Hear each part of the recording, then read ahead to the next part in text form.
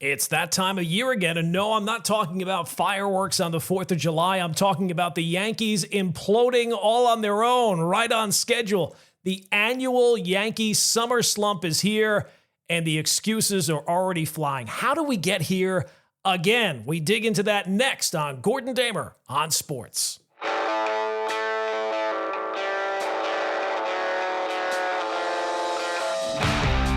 All right, welcome in another edition, another episode of Gordon Damer on Sports, episode number 22. Lots to discuss on this edition, of course. Please, if you've not already done so, hit that subscribe button, download some episodes. It really does help out the podcast. Now, last episode, I spent some time talking about the issues with the New York Mets, and it seems like since then, maybe they've turned things around, at least some. Today, I figured we'd shift gears and focus on the other baseball team in New York, and that, of course, would be the Yankees, because even though they stopped the bleeding yesterday with that win in the final game of the Subway Series, the truth is the Yankees are facing some very real problems. And the thing about that organization is they are a very unique thing in sports. You see, the beauty of sports is supposed to be there are no reruns, right? Every game is a new challenge. Every season is its own story. But with the Yankees, it kind of feels like we're stuck in a rerun, one that we have seen before, season after season.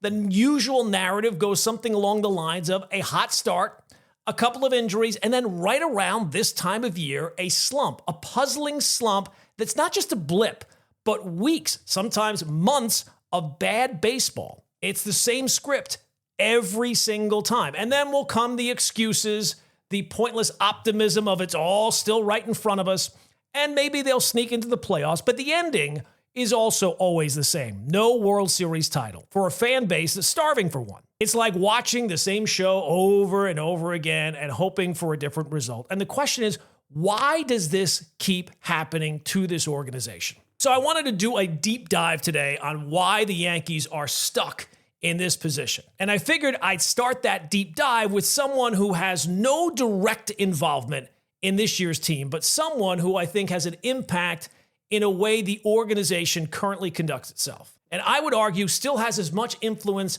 on the way the franchise conducts itself as anyone actually employed by the organization. And that person is George Steinbrenner. Now, George Steinbrenner died 15 years ago, but what he built and how he built it continues to cast a long shadow over the New York Yankees.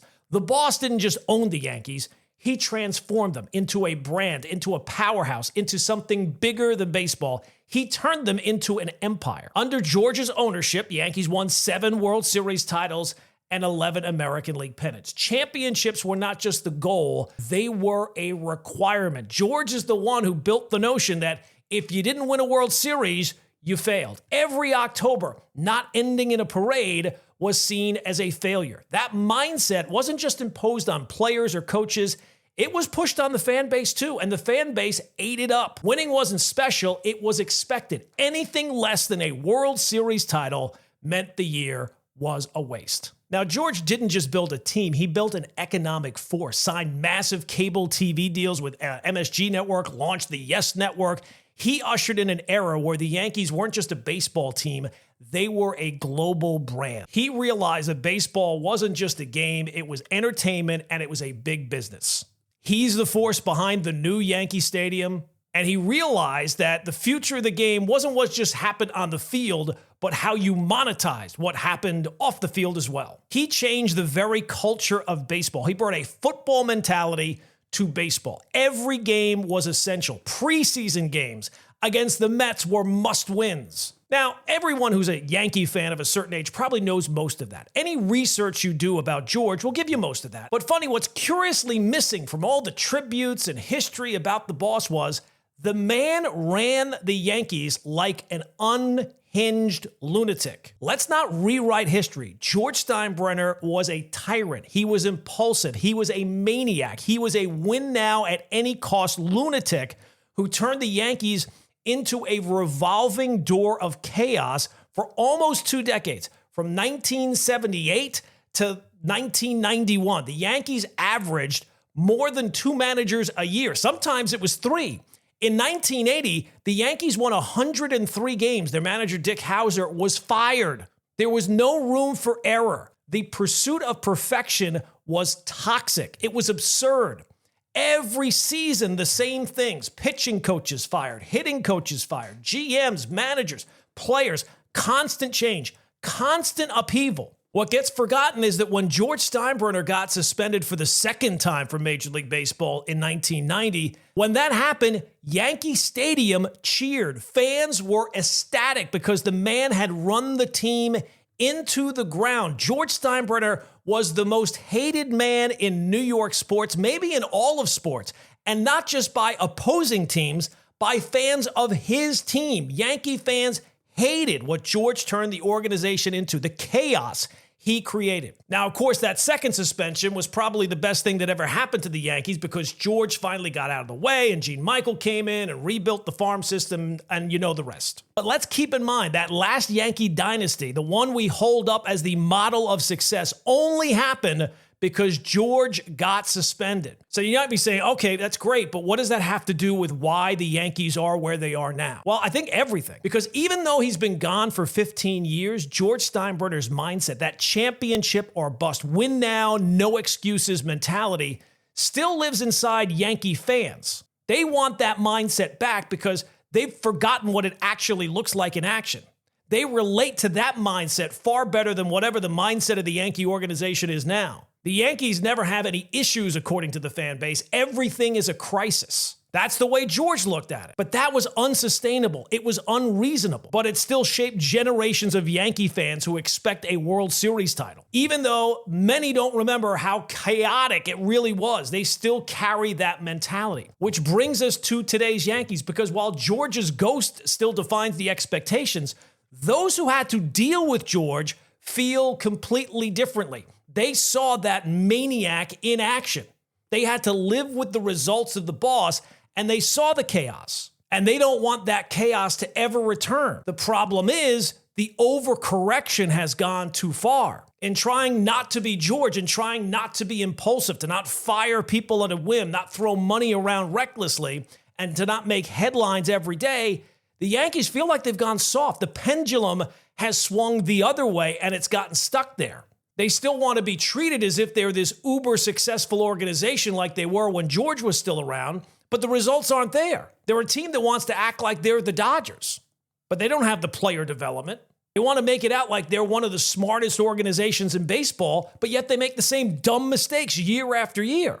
They're a franchise which is the richest in baseball history, the most celebrated, but they still haven't won a World Series in 16 years. So as the Yankees sit here today, there's no chaos like George's Yankees of the 80s or 90s, but they've gotten something worse: apathy, arrogance without the results to back it up. And that overcorrection has left them where they are. They're content. They just want to be good every single year. And if they win a World Series every once in a while, that would be great. They can't understand why the fans don't worship the results. But remember, the fans have not changed their mission statement. The people running the organization have changed theirs. You know, fans love to say if George were still alive, well, Cashman would be fired and Boone would be long gone. And yeah, that's true. But let's not forget, if George were still alive, he might have fired them and then rehired them like he did with Billy Martin or Clyde King or Stick Michael. That was George's playbook: impulsive, emotional, chaotic, toxic. And here's the thing. If George were still around, maybe the Yankees don't go 16 years without a World Series title. But there's also a real chance he would have run the organization back into the ground, because that happened too. The truth is, George got his best results, not when he was firing people left and right, but when he left smart baseball people do their jobs. The Yankee dynasty of the late 90s didn't come from chaos. It came from balance. So yeah, George would have made a change, but let's not rewrite history. He was the problem and the solution, and the version of him that won at the end, that was in large part because he finally got out of the way. Okay, so when you discuss where the Yankees are now, the three main culprits are obviously the manager, Aaron Boone, the owner, Hal Steinbrenner, and the GM, Brian Cashman. Let's start with someone who is the lightning rod for just about every Yankee fan every season, and that, of course, would be Aaron Boone. Now, look, if we were creating a word cloud of every topic that comes up on New York sports radio over the last few years, the biggest word in that cloud wouldn't be Judge. It wouldn't even be Cashman. It would be Boone. Aaron Boone, plain and simple. Boone is the name you hear the most, the one that takes the brunt of the anger and the confusion and the disappointment. And to be fair, a lot of that is earned. And to be fair, that's what he's paid for. He's paid to be the manager, but really he's paid to be the everyday spokesman for the organization.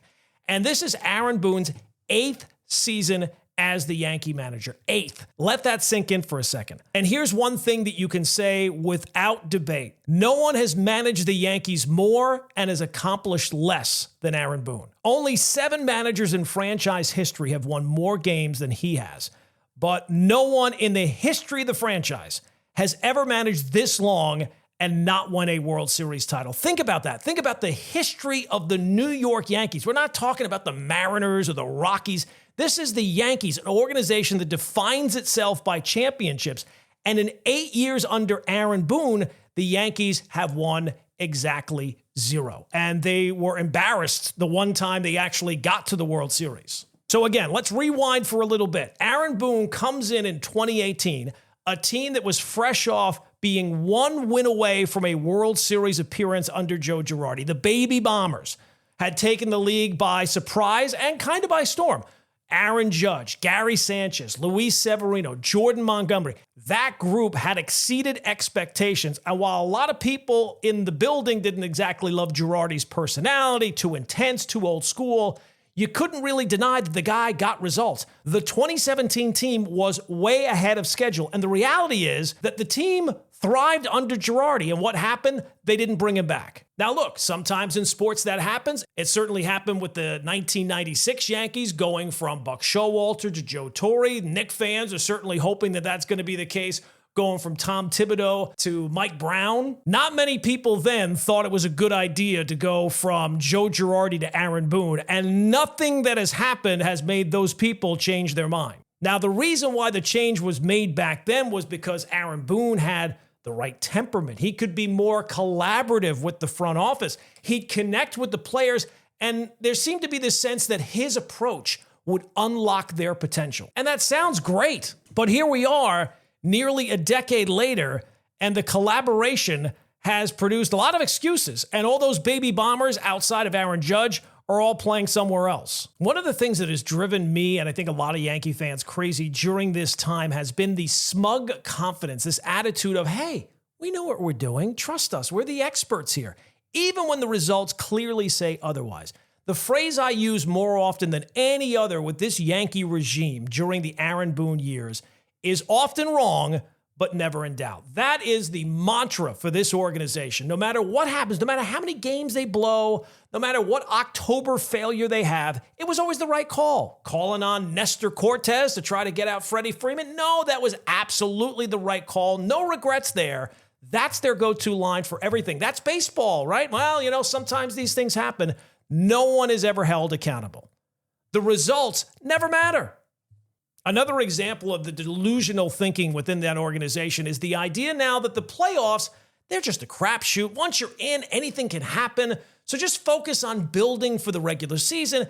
And then when you get to October, let the results fall where they may. The problem is Yankees don't build their team for the regular season. They go into the regular season with gaping holes on the roster year in and year out, and then try to figure it out as the year goes along. What's funny, though, is for all the talk about small sample size and the playoffs being a crapshoot, I didn't hear anything about the playoffs being a crapshoot last year when the Yankees finally got back to the World Series. But this is where Boone is such a frustrating figure because he's not just the manager, he's the mouthpiece. He reflects the ideology of the front office. He talks like Cashman, they're on the same page, they're basically the same person. Over and over again, the excuses flow. No one's wrong, no one's made a mistake, the results may not be there, but you know what? The process was solid. And think about some of the losses, especially in the postseason, that he has on his resume. Let's start in 2018 when the Yankees get the split of the series in Boston and then come home and get crushed 16-1, the worst postseason loss in franchise history. How about in 2020, the opener game with Davy Garcia and Jay Happ, that whole thing, what a disaster that was as the Yankees try to outray the Rays and it blew up in their faces. I think the most embarrassing one was the ALCS in 2022 when they got swept by the Astros and Aaron Boone decided to use video of the 2004 ALCS collapse of the Yankees as motivation, the darkest moment in franchise history, that's what you're turning to. Of course, last year was pretty bad too. You finally make it to the World Series, and one of the most embarrassing defensive innings in baseball history. Sloppy, disorganized on the game's biggest stage. That's the Aaron Boone Yankees. And the mistakes just keep coming this year, playing guys out of position constantly, forcing mismatched lineups, overcorrecting from being too right-handed, now being too left-handed, keeping people and giving them playing time based on the fact of their contracts, rewarding underperformance with more at-bats, and then acting like it's bad luck when it doesn't work out. While the team is losing day in and day out, we're a team to be reckoned with. Boone actually said that a couple of weeks ago when they were in a complete tailspin. That has been the story of the Aaron Boone era. Swagger without the substance, confidence without consequence. Go back to last month. They went clinging to the top spot in the division, things falling apart, and when he was asked about the slide, we're really good. We think we're really good. After blowing an 8-game lead, after all the errors, after the lifeless performances and all the blown games, we think we're really good. Boone has had 8 years and yet still makes the same mistakes, the bullpen mistakes, the lineup mistakes, the defensive mistakes, year in and year out, and the same tired responses. Imagine if you had been able to tell the future 8 years ago when he got the job, and you had been able to tell Brian Cashman at that introductory press conference that in 8 years, the Yankees still would be without a World Series title. How do you think he would have reacted? Maybe he would have reacted with, well, that's just baseball. And look, I'm not saying Boone is the only problem, but he is a problem, a big one. And more importantly, he's a symptom.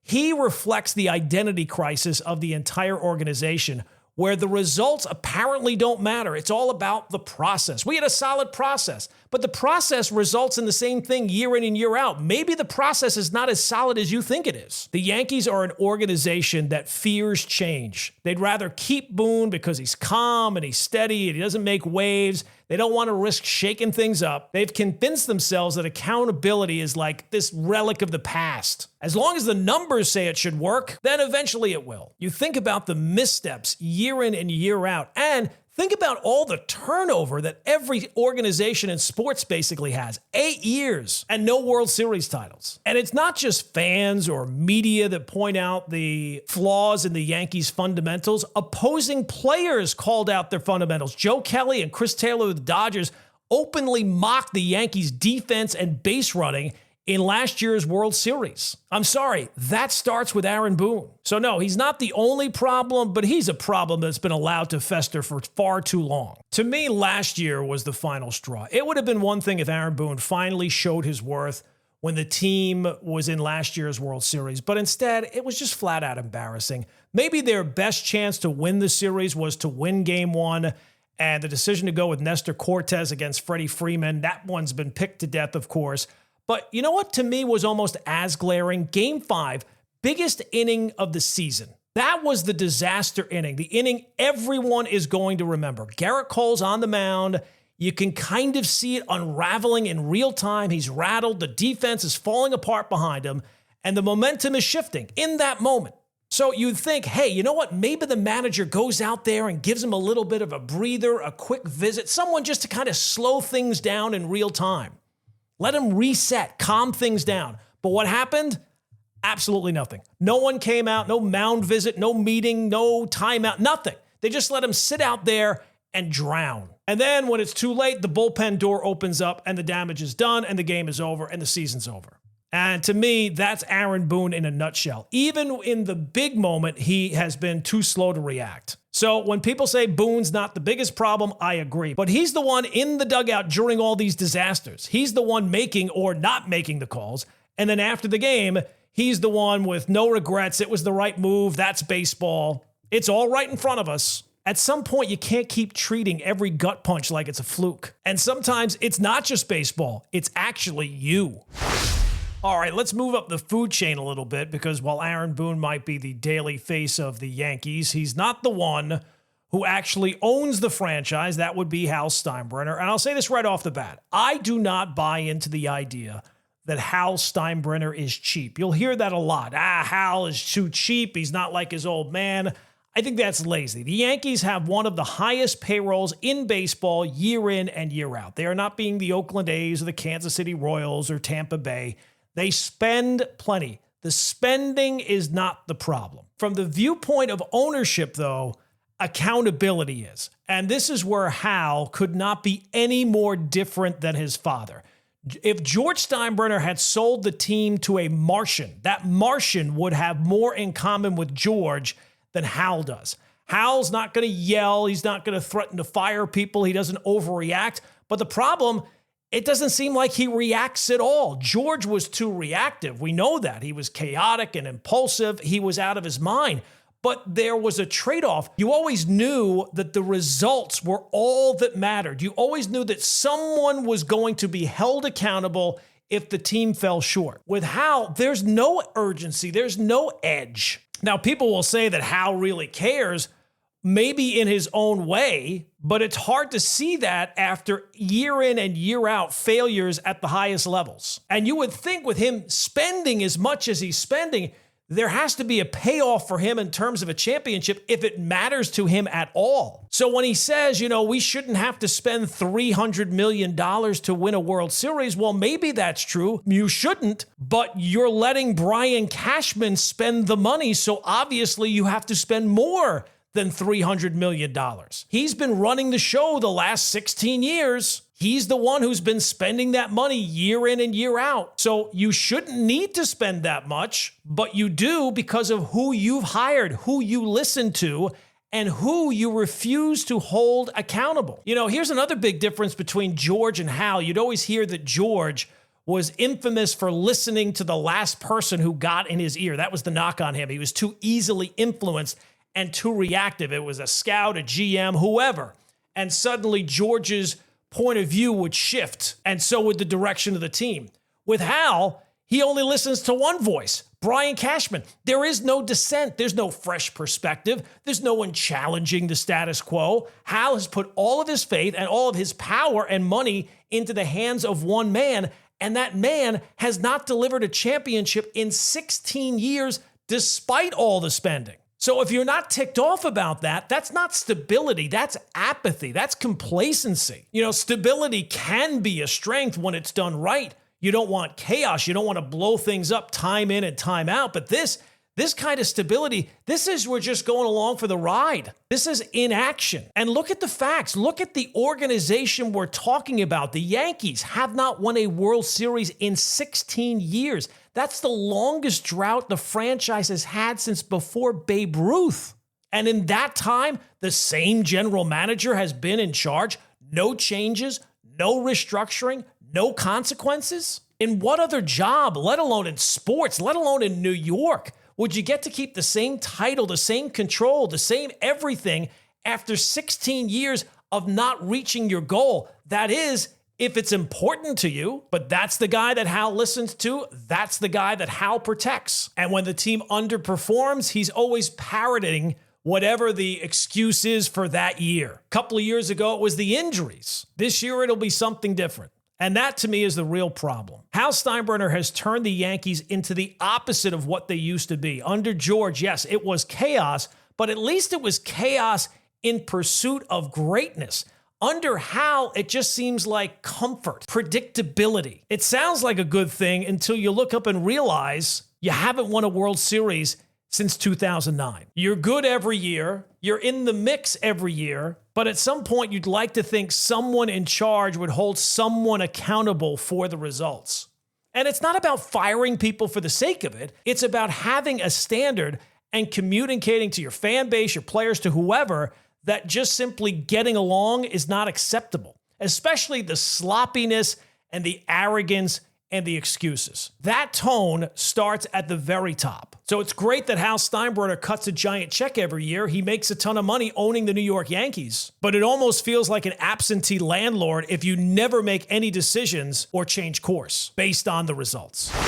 All right, so let's get to the real culprit in all of this. If you want to understand why the Yankees haven't won a World Series in 16 years, then you need to talk about Brian Cashman. Baseball, unlike the NFL, the NBA, baseball, the GM runs the show. Football is a coaching league. Basketball is driven by talent, physical talent. Baseball, though, is a front office sport. Because of the way the sport is designed, the large sample size, the GM is the architect.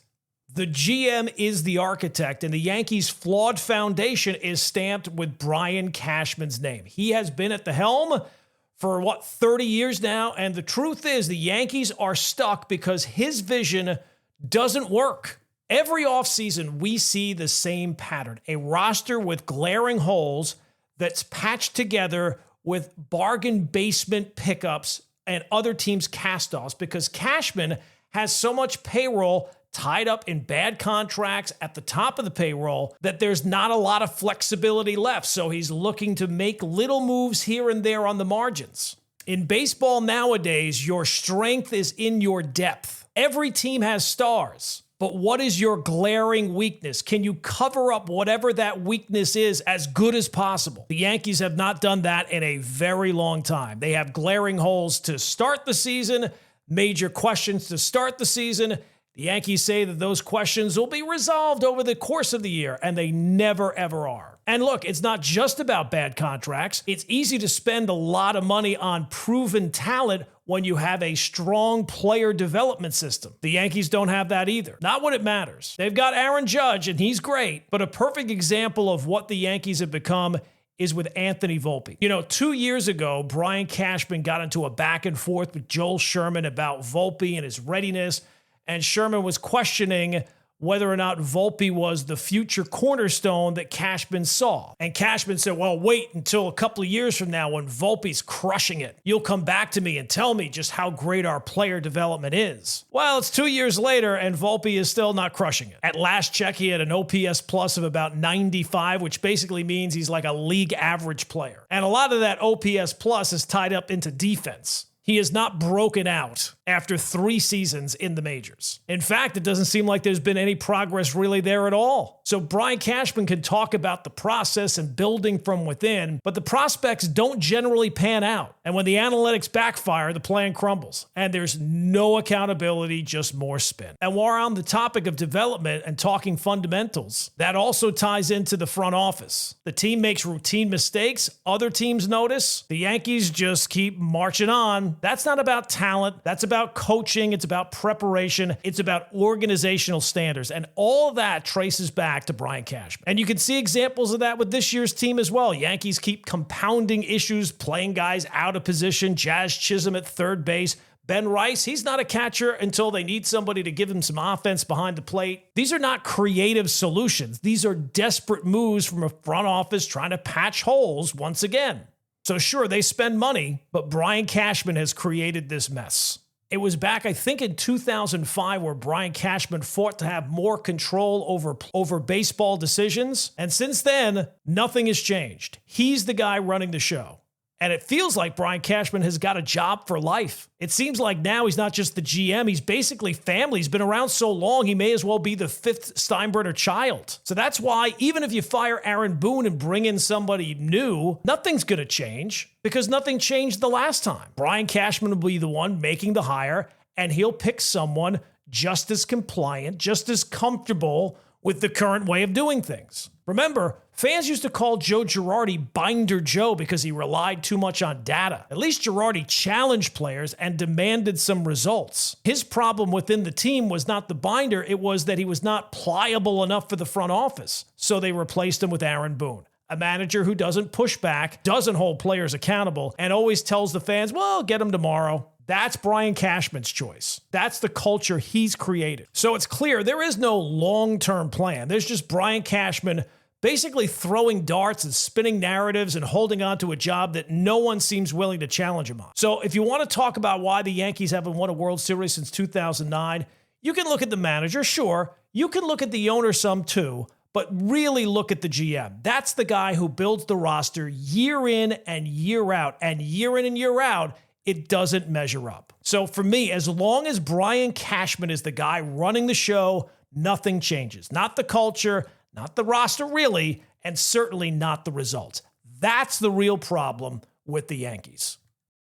Brian Cashman's World Series drought is now longer than the tenure of any current general manager in Major League Baseball. That is staggering when you think about it. This is the New York Yankees we're talking about. This is a franchise that used to measure its success in championships and championships alone, nothing else. But now the Yankees, they're almost like that restaurant that's living off its reputation from 20 years ago. The sign outside still might say 5 stars or world famous, but inside it's just the same tired menu. And look, Brian Cashman is not going to fire himself. And since Steinbrenner is apparently content with mediocrity, nothing's going to change anytime soon. All right, that is going to do it for another edition of Gordon Damer on Sports. Please hit that subscribe button. Check out my website as well, gordondamer.com. And we'll be back later this week with another edition of Gordon Damer on Sports.